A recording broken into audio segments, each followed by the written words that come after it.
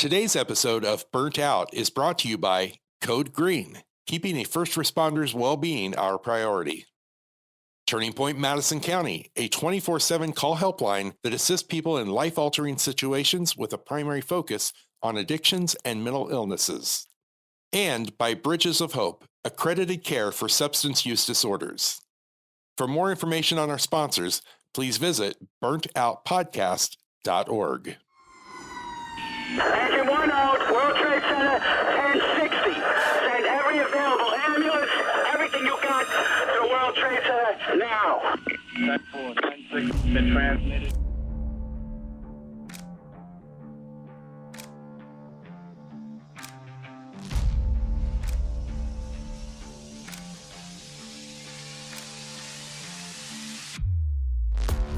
Welcome to Burnt Out.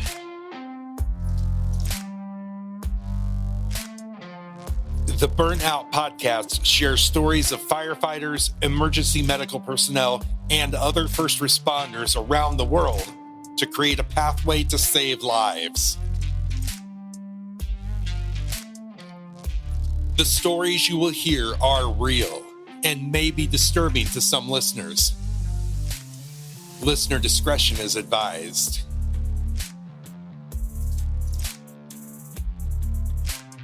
And now I'd like to introduce you to your host to Burnout, a 33-year retired veteran of the fire department, Skip O.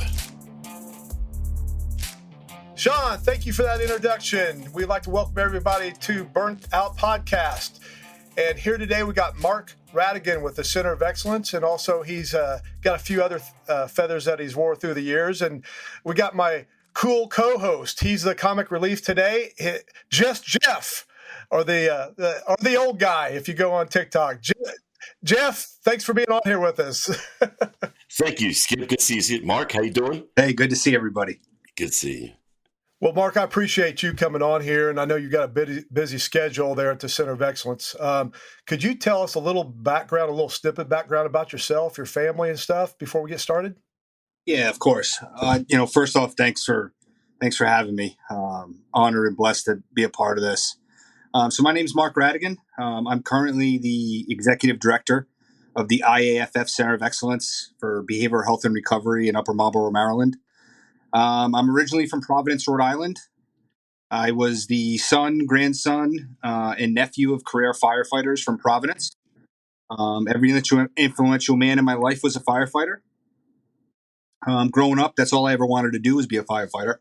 But when I graduated high school, the city of Providence wasn't having any academies, and there were none on the horizon. So I thought, the military might be a good opportunity. So I enlisted in the military in 1998. During my first enlistment, I was stationed at Fort Jackson, South Carolina. I was working in the hospital as an Army medic, and 9/11 occurred.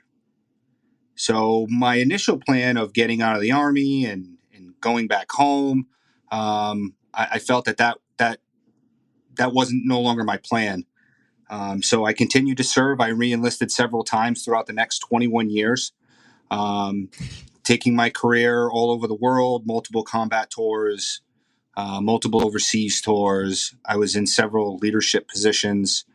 I was the Charlie Company 101st BSB, 1st Infantry Division, 1st Brigade, 1st Sergeant. So I was the senior medic in the 1st Infantry Division, 1st Combat Brigade. And then my career culminated as the Chief of Operations at Army Troop Command at Walter Reed National Military Medical Center here in Washington, D.C. So that was August of 2019 when I retired. And then I went on the job hunt, not knowing what I was going to do with the rest of my life. And my wife and I were sitting on the couch one night, just browsing through some job postings I found on LinkedIn. And the IAFF Center of Excellence caught my eye. I know the IAFF. My dad was a member of the IAFF. We have the sticker on the car. So I clicked on the job posting and read the description. And my first thought was, holy cow, did somebody write this for me? I mean, it literally spoke to me. I applied on the spot. The next morning, I was on the phone with the Senior Vice President of Operations for the company that runs this facility. I was hired very shortly thereafter, and then they waited 100 days for me to finish my active duty service obligation to begin here. I've been here a little over 3 years now, and it's been an absolute blessing and passion to serve the members of the International. I'm married. I'm married to my wife, Felicia. She's my rock. She's my biggest support. I don't know where I would be without her. We have a 17-year-old. My daughter Kylie. She's getting ready to start college next year. She just verbally committed to a small school up in New York to go play softball. So we're super excited about that.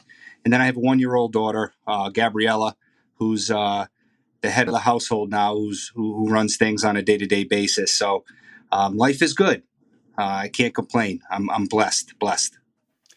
Man, it sounds like you could have a movie out on you with this. Sounds like an interesting life.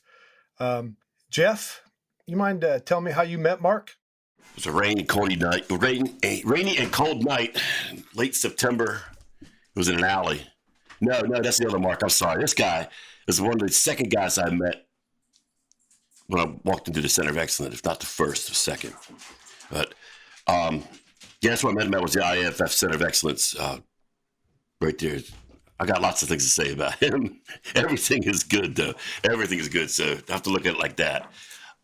That's where I met him. Yeah, he's a good dude. And just to let everybody know, I've been to the Center of Excellence for, even though I was sober for, at the time, I think it was 18 years, I never dealt with the PTSD, when my granddaughter passed away. So thank God I went there and got some help. I spent 43 days there. And I seen this guy walking around, and we were at lunchtime, and I'm watching him stuff. Didn't know who it was, and then all of a sudden I seen him. Somebody said something smart to him. He took something out of his pocket and flipped this guy off. Then somebody said, "He's the director." I go, "Man, I'm gonna like this guy." So, and also one thing I did see as far as his leadership is him back there serving food when it got busy. I seen him when we needed literature for a 12-step program. The next day, there was a case of books that was handed to me. I seen anything that needed to be done, he made sure it happened, or he got one of the BHTs there to help us out and do what we needed to do. So, Mark, you want to tell the people out there who don't know about the Center of Excellence what it is, what you do, and the daily grind of you and the other first responders that go through there? Yeah, absolutely. So we are a behavioral health and addiction facility located on 15 acres just outside the nation's capital in Prince George's County, Maryland. We've been open for about 5 years now, and to date, we've seen almost 2,500 members, IAFF members, and that's from all 50 states and 3 provinces in Canada. And that number grows every day. So we see folks from all across the country that come here to Maryland, and they work on their stuff. And it could be we have 2 licenses, so we have a primary mental health license and we have a primary substance abuse license. So we're really able to treat the gamut of issues that an IAFF member might encounter. This is not your typical behavioral health facility with locked doors and you have to buzz in and out of every door. It's made for firefighters by firefighters. It's a professional setting. It's an open concept. It's very, very communal. So the work that the staff do versus the work that the firefighters do amongst themselves are just as important. You'll often hear people say, there's a lot of therapy that happens after 4 o'clock, and that couldn't be more true. So obviously during the day, we have didactic portions of classes to learn about whatever's going on in your life. We have a very in-depth trauma program where we take small, intimate groups of firefighters and we basically break down those traumas so that you can better understand them, but more importantly, know how to deal with them in the future. And then again, after 4 o'clock, we have our AA meetings, like you mentioned, Skip. We have Tai Chi on campus. We have a chiropractor that comes on campus now. So we're trying to treat the entire firefighter, right? The whole firefighter, mental, physical, emotional health. Typically, people are here for 35 days or so. And the goal is to either get them back to duty or get them on their way to living a happy and healthier life. Man, I tell you what, that's what you said. It's, you can hear it in words, but when you see it, you experience it, that's where it hits your heart. What do you think, Jeff? Absolutely. I was kind of recalling some of the stuff I went through when I went to the center. It's spot on. You mentioned at the 4 o'clock, and Skip and I talked about this before, is we had some of the best therapy we think we had. And you were down there a couple of times at the fire pit. And that's really cool. That's just one of many tools that are in the box, though. It really is. Yeah, it's always nice when people, like-minded people, come together, right? Like every firefighter is intertwined somehow, some way, right? Just by the fact that you serve the public, you're public servants. To then come together after a long day of learning and as we would say, tapping on your brain, to come together and just communicate with each other of what you learned, how you can apply it to life, and in return, you're influencing somebody else down there at the fire that may not yet have that skill. So it's really you learn from the moment you wake up to the moment you go to bed. Yeah. I think I learned a lot during the sleep, too. Absolutely. I know the first 2 nights I was in that bunker, and I'll wait for that klaxon to hit, the lights to come up, man. I'll wait for a box to drop. For 2 or 3 nights I first went in there. That kind of never happened. It's the firehouse setting is definitely there. It's really cool. It is cool. Yeah. But there are no radios, no klaxons bailing out at 2 o'clock in the morning, scaring the bejesus out of you. Nothing like that. And we're also trying to remove some of those other duties and tasks that a typical firefighter, would have on a day-to-day basis. Like we have a housekeeping crew. We're going to keep the campus clean. We don't want you focusing on a cleaning schedule or who's going to mop and sweep the floor. Same with our kitchen. The firefighters aren't cooking. We have a full kitchen team that does 3 meals a day and snacks and drinks and coffee and all of that too. Again, we're trying to remove that responsibility from the individual firefighter so they can focus on what brought them here and getting better, getting happy, getting healthy. I always thought when I got there after a few days, I thought, you know what? Maybe I'm not that bad. Somebody deserves this bed more than me. Of course, that's me trying to make an excuse to leave. I remember 2 weeks after, I was mad, frustrated. I walked out to the fire, and there's this Milwaukee firefighter that was out there. And I already told my wife, would you pick me up at the airport? Because I'm going to walk to the airport. I don't care if they take me home or not. I'm walking. And I walked to this Milwaukee firefighter, and he looked at me, smiled. He goes, I thought the same thing last week. And my wife told me, are you the best husband you can be when you get back? And he repeated what his wife said to me. And then I went back, and that's where the process started for me. It was 2 weeks after I was in, because every day I wanted to leave. Do you see a lot of that, Mark? It takes a while for that light bulb to switch or for people to make that change? I do. But I will say, compared to a traditional behavioral health facility, where you have the general public that attends, firefighters typically, when they arrive here, they want to be here, right? They have already identified that there's something in their life that's not working well. So coming through that door for the first time, they want to get better. The want to do well is already embedded into that individual. You don't see that typically in a general population facility. I talk about how difficult it is to get here on campus, to call the call center and admit you have a problem, tell your family, tell your department, I have to go away, and then travel here by plane or drive many hours to get here, and then get here, and the apprehensiveness of the center and the admission process. Like, it's a lot for an individual to endure. And then they get here and they're like, okay, now what? And firefighters, the culture is so much different than most professions. It's often firefighters want results now, right? That's how you guys operate. You go into a burning building and you put the wet stuff on the red stuff now, right? You put the fire out now. So you're a results-driven occupation, to where mental health and substance abuse treatment, it takes time. It didn't take you 2 days to get to a place where you had to come for treatment. It took you decades. So what I try to tell people is just slow down, right? Take your time with this process. But like you said, the 2 week mark is usually like we call it the aha moment, where somebody says something to somebody or somebody hears something and that light bulb goes off. Like, that's my why. Why am I here? Why am I the person I am? Why? Once you find out your why, then everything else kind of falls into place and you start figuring out, okay, this is how I can get better and this is what I need to do to stay better. For me, that was because a lot of stuff that I went through, the trauma. Me and Jeff was talking the other day, that the trauma classes that really hit home with me, and seeing other firefighters go in front of me, stepping through that door of fear, of being uncomfortable talking about that stuff, gave me the courage to step through that door and go back in my past and bring up those hard situations. And then EMDR, I never heard of it. Of course, when they told me about it, I was judgmental. I said, that ain't gonna work for me. And then I sat down and did it, and it worked for me. Yep. So that's how my attitude is. Usually I'll contempt prior to investigation. So, but I tell you, for me, the Center of Excellence, the therapist, they stepped up to the plate for me and hit a home run, and I'm just really grateful for that.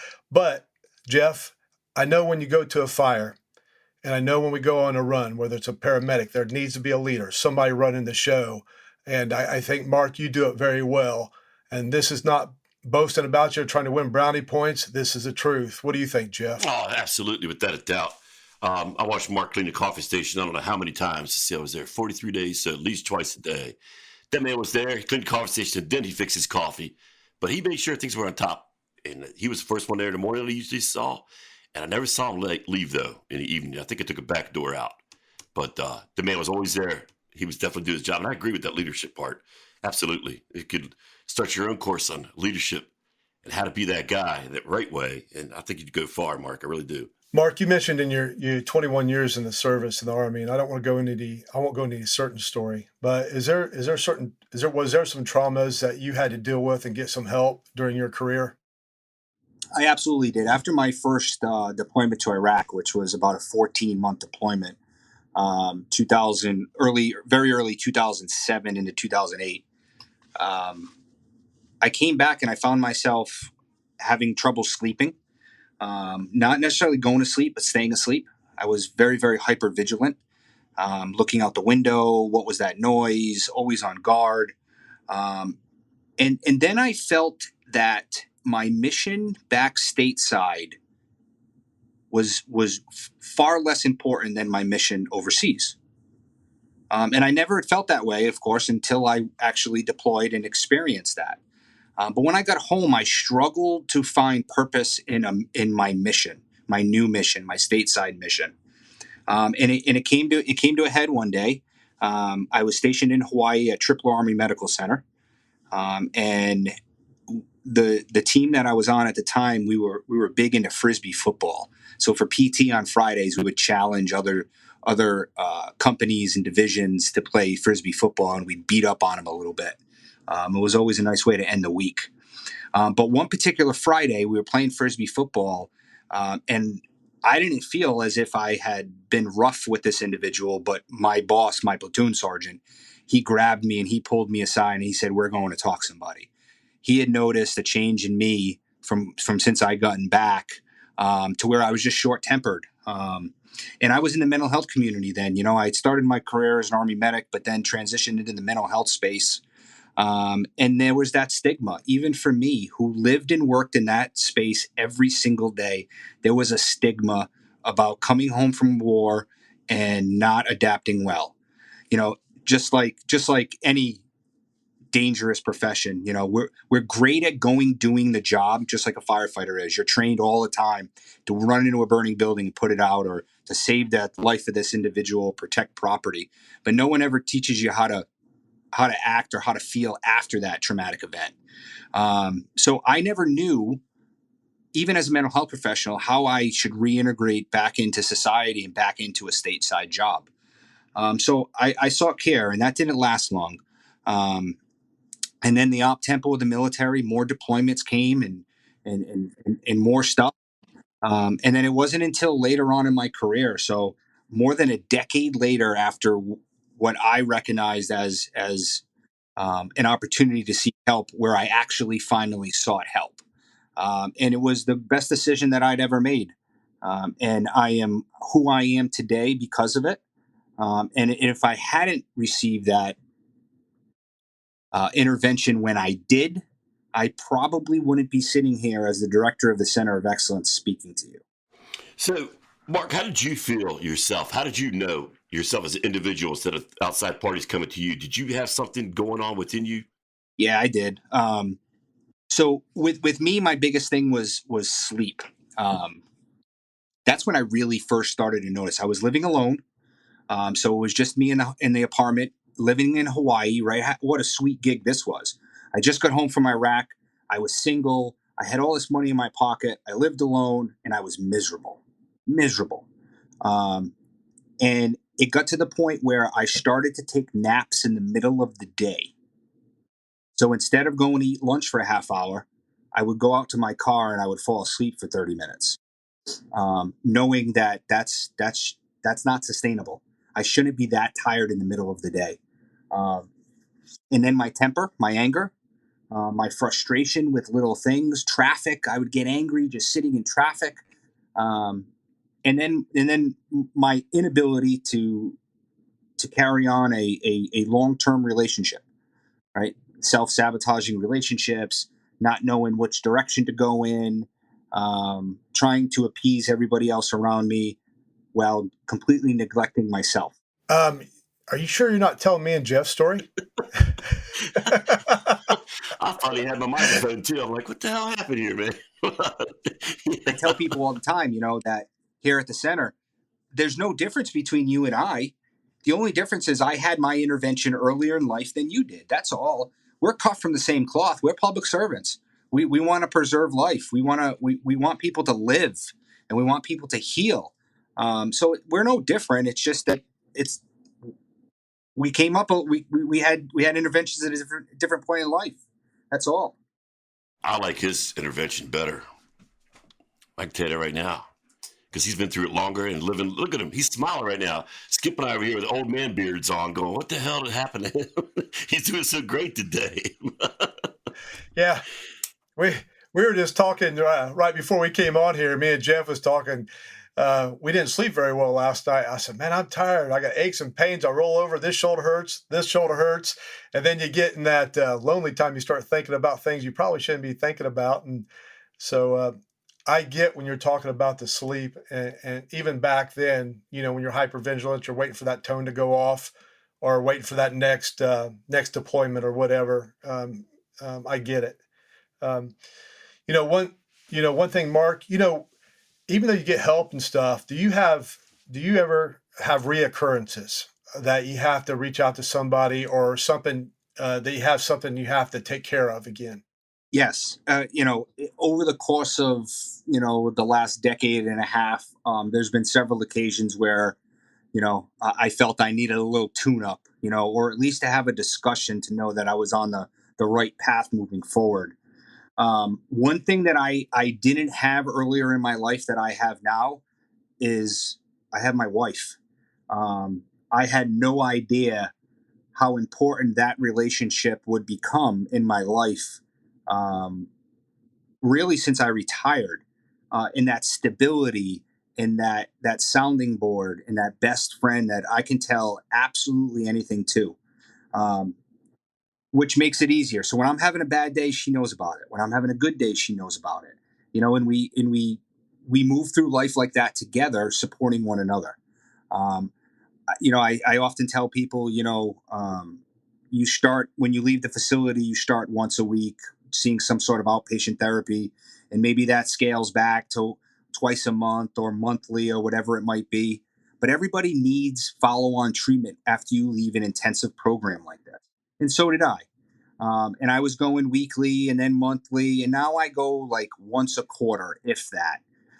Just as a check-in with the VA to make sure that I'm still okay and I'm still being compliant with medications and any types of tools that they're giving me.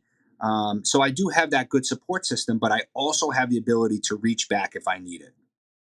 Jeff, same question. You've been through the center a while. I mean, you talked a little bit. Do you have any reoccurrences where you need to take care of it and reach out? I can let Mark answer that for you. For me, he's been on the receiving end of a couple panic calls per se. Yes, I have, and whether they're on my own or something that's generated from an outside source, yeah. But have I reached out before? Yes, and I encourage that. That people, when you're in a good mood, you write down phone numbers people you can reach out to. So when you're in a bad mood and you're dire straits and just don't know which way to go, you can still get in a happy piece of paper. You have friends listening, phone numbers, reach out to some of those. I encourage it all the time. It's going to happen. You're going to have a setback of some sort or a relapse or something's going to happen on your tracks. It's just going to happen. Yeah, that's 3 months ago. I had something happen that triggered an event about two little girls that I found in a fire. I started medication again. And also I started with a first responder therapist here in Indianapolis. I've been going every week for about 2.5 months. Yesterday was my last session. So even though I went through the center, the reason why I asked that question, people have reoccurrences. It's just like working out. You just don't work out and be done with it. You got to keep working out through between your ears to be healthy. And that's what I've learned. I get lazy and undisciplined and think my ego gets in the way. I got this thing, man. I don't need to do that. I'll weather the storm and be okay. Do you ever get any guys like that, or not just guys, but first responders that have that kind of attitude, Mark? Yeah. One thing, Skip, I want to applaud you for is recognizing that things aren't going like they should be going, right? Like, I think that's one of the main missions of the Center of Excellence is giving you guys the skills to recognize when you're starting to slide again, because it's great that we're able to treat a person and get them back to where they need to be, but like you both said, that slide is inevitable at some point. Knowing to recognize it and pushing back, whether it's going back to therapy or getting back on a medication or whatever it might be, like recognizing it is just as important as treating it. Yeah. Sure, I agree. It's helped me quite a bit. I did EMDR at the center, but this new thing that I did was brain spotting, similar to EMDR, but I did that and it was successful with that. It worked really.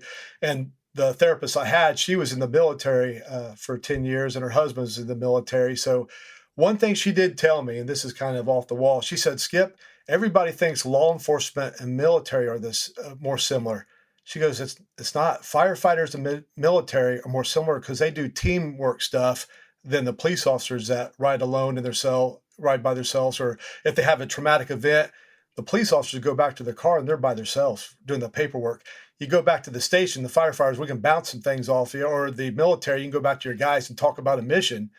But she told me that, and that's one thing she's trying to get through here in Indiana is break through that to get to the law enforcement to come into them. So, do you recognize that, Jeff or Mark? Do you see the similarities in the military and the fire department? Yeah, I definitely do. More now, being in this position, of course, right? So growing up in a fire station, I mean, I tell people all the time on Saturday mornings, we didn't watch cartoons. We went to the fire station. And my father had the scanner on his nightstand next to his bed. And if he was off shift and his shift caught or his engine caught a job, he was like, "Get your stuff, let's go." We were going to go sit on the side of the road and watch a building burn. Well, his engine put out the fire. What I didn't realize though was how communal firefighters are. So let's say you work 11 to 13 shifts a month, depending on your schedule. For that 11 to 13 days a month, I mean, you're living, eating, breathing with your entire crew, just like the military does. I have people that I've served with in the military that are closer to me than some family members, just because of the amount of time that we spent together. Compared to the police department, I mean, they're very, very individuals in the sense of how that they operate and how they complete their missions, right? Like they're looking at a wider span, right? And like you said, when they get a call, they converge on a call and then they go their separate ways. They're back on duty, back protecting, the community. It's completely different. And in my eyes, I think it's even harder to treat the behavioral health stuff when it is so individualized like that. With you're having a bad day, Skip, and you come into the fire station for the shift, and Jeff's going to know right off the bat that you're having a bad day. Versus if you're a police officer, you might not see Jeff for the next 3 shifts. So we definitely some obstacles with the law enforcement community as far as treatment goes. Absolutely. Jeff, what do you think? I'm absolutely tagged on with that too, because the firefighters absolutely around 24-hour shift, 8, 13, whatever days a week or month. So you get your medic people the same way too. Any police officer, like you addressed here, is isolated. And it's, for lack of a better word, actually, I'm going to nail that word. They're isolating. And they're used to being isolated and squelching emotions, so on and so forth, because they have the next call to go to. They don't have the luxury, neither one of us have luxury, sitting around recanting everything, going through it again. And then when we're ready, go back on the next call. That doesn't always happen that way. So I think the thing I wrote down here was the self-isolation with either whether it's firefighters, paramedics, or law enforcement officers. It's probably one of the hard things that Marc and them have to come through at the very beginning. It's getting that individual to open that shell and to spew out some of the stuff that's bothering them. Absolutely. I tell you, I'm blessed. I got 2 older brothers that are police officers. They're both retired right there. Then I had one brother served in the military. My dad was in the Army. He served in World War II in Korea. I got 2 Purple Hearts, the Bronze Star. As far as talking and letting things out, my dad never talked about the war when I was growing up because he was 40 years old when I was born. So I used to go through the drawers and find pictures of dead bodies and didn't think nothing about it. And then I asked my dad, I said, when it got older and about 5 months before he passed away, I said, Dad, why didn't you tell us this stuff? He goes, boy, that wasn't your burden to bear. That was mine. And I think that comes from not just military, but firemen, policemen. Because when I come home, I didn't tell my wife I did CPR on a little baby, or I found 2 little girls and how that and described that. Um, but the guys that I work with knew that. Now the police officers at the scene, when they go, they like Mark, you said, they split, and they're on their own in a car usually. And I think what we try to do here on this podcast is say, hey, there is help for you. One scare that they have, and I work with police officers, when they say they're thinking they're going to kill themselves or they got a problem, their gun and badge gets taken, gun gets taken away from them. And that's what the scare is for them. They don't want that gun to leave them, and they're afraid that they don't want to lose their job either. Did you run into that, Mark, with that? You seen some of that? Yeah, it's the identity, right? Identity for a law enforcement officer at any level, that their identity is that shield and that gun, right? That's how they identify as a law enforcement officer. That's how they identify to the public as a law enforcement officer. And I think what we're talking about here is really culture, right? I saw it in the military, where it took well over a decade to really get leaders at every echelon to understand that the behavioral health problems were real, and that it wasn't necessarily because somebody was weak. It was because they experienced things that most people will never experience in their lives.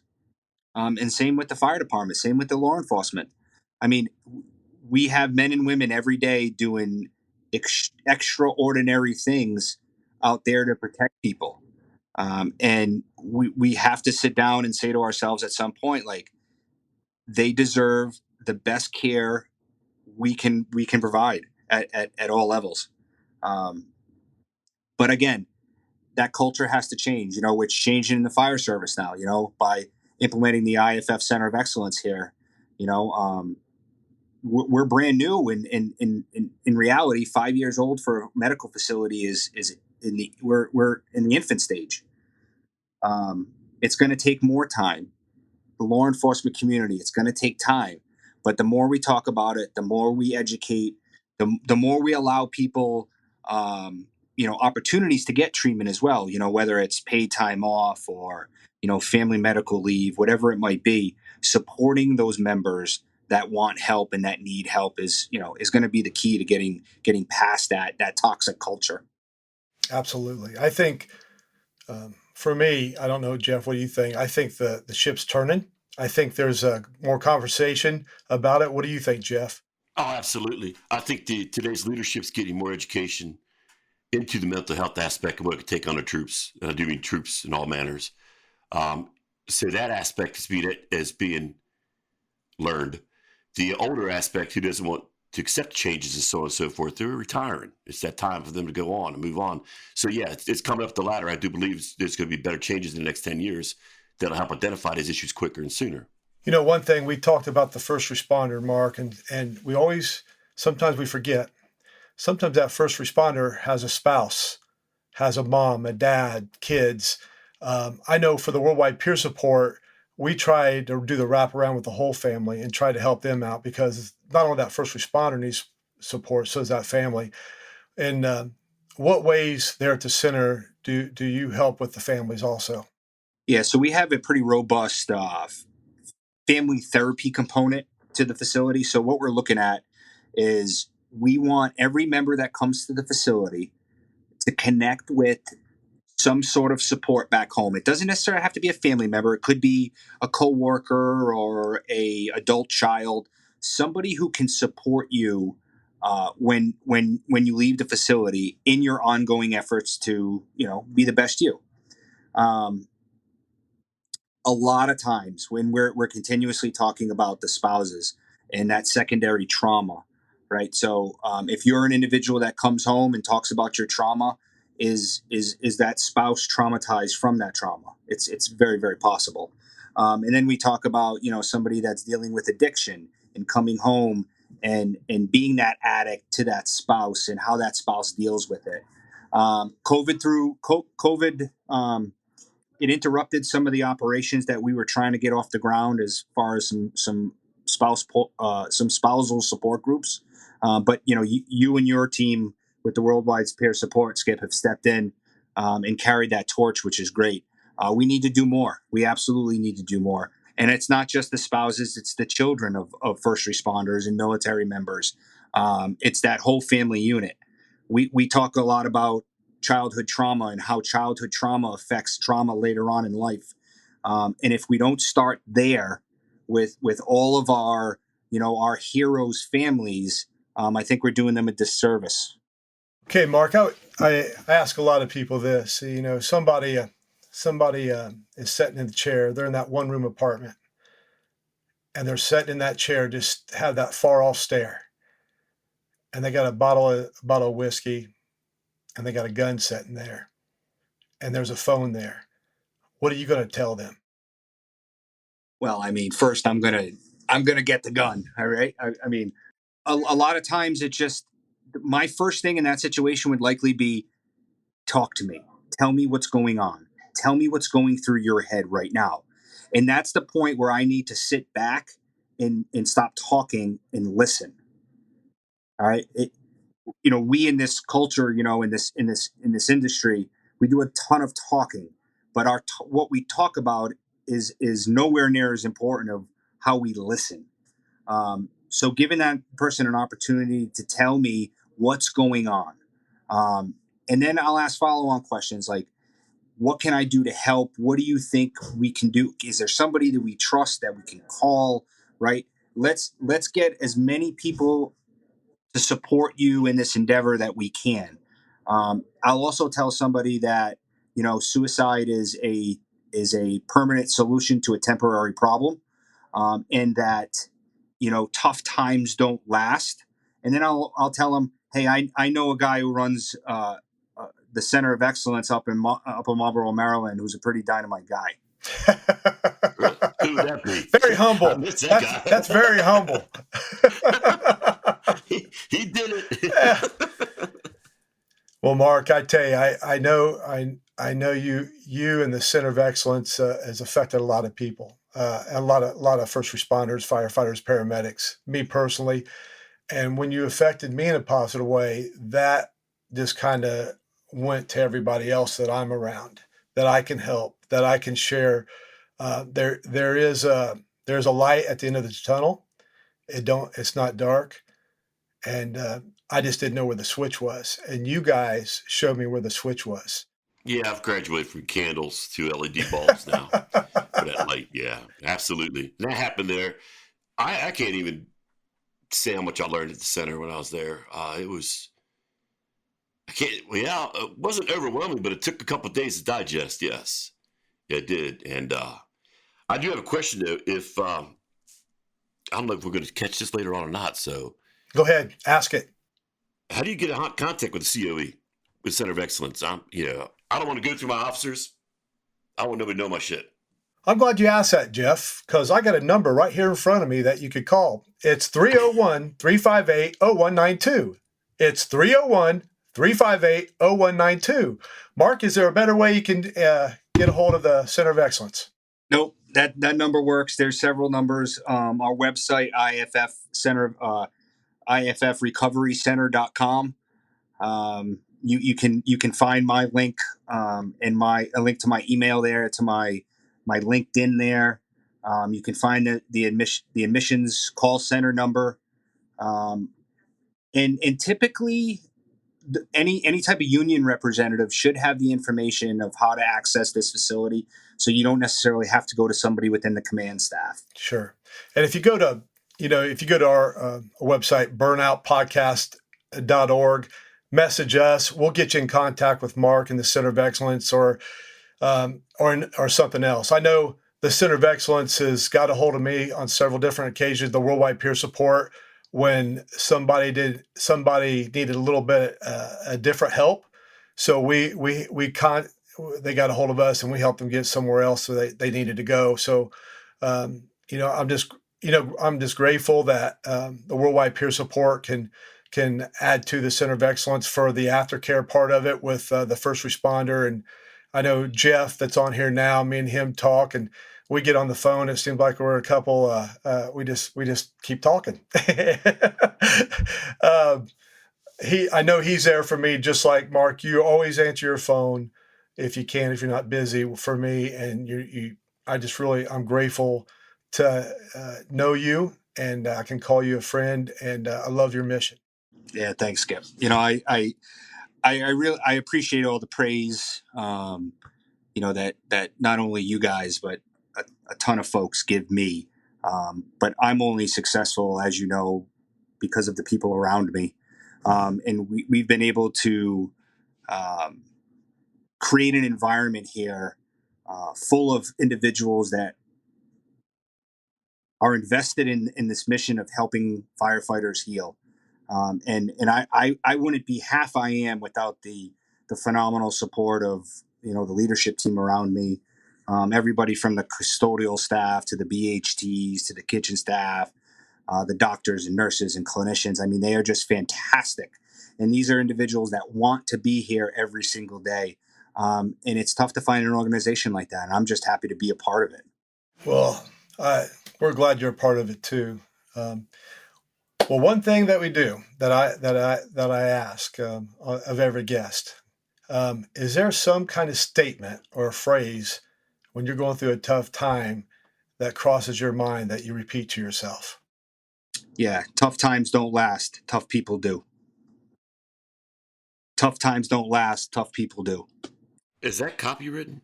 It is now.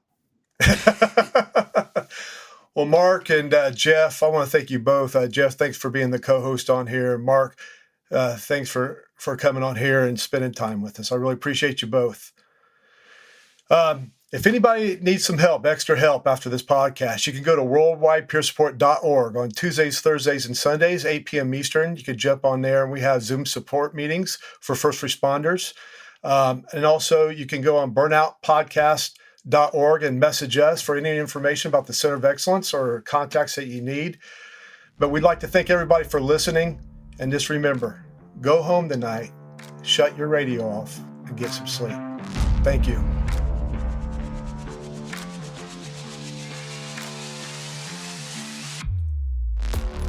Thanks for tuning in to the Burnt Out Podcast. Your host for Burnt Out is Skip O. Produced by Sean P. Neal, a Two on the Lobster production. Tune in every week for fresh episodes of Burnt Out. And visit burntout.org for more information.